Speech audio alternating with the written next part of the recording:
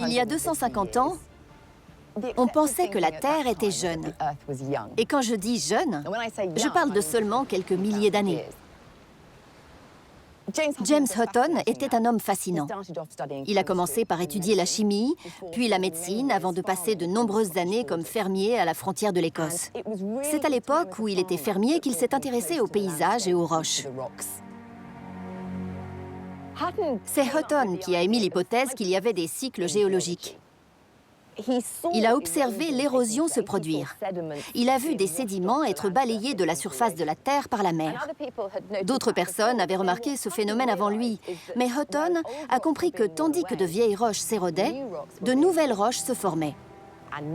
Ces nouvelles roches étaient ensuite soulevées et tout le cycle recommençait. Et ici, à Sicard Point, il a fini par trouver ça, une discordance stratigraphique, une fracture dans le temps. En gros, ces roches sous-jacentes se sont à l'origine formées à l'horizontale, avant d'être soulevées et inclinées à la verticale, puis érodées.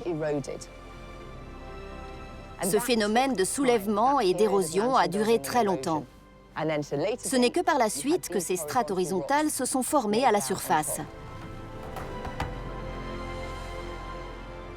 Hutton a compris que la fracture dans le temps nécessaire pour que ces roches se soient formées de cette façon-là devait avoir duré bien plus que quelques milliers d'années. Il ne pouvait qu'être question de plusieurs millions d'années. La Terre devait tout simplement être beaucoup plus vieille que quiconque ne l'avait imaginé jusque-là. Il a ouvert l'immensité du temps géologique.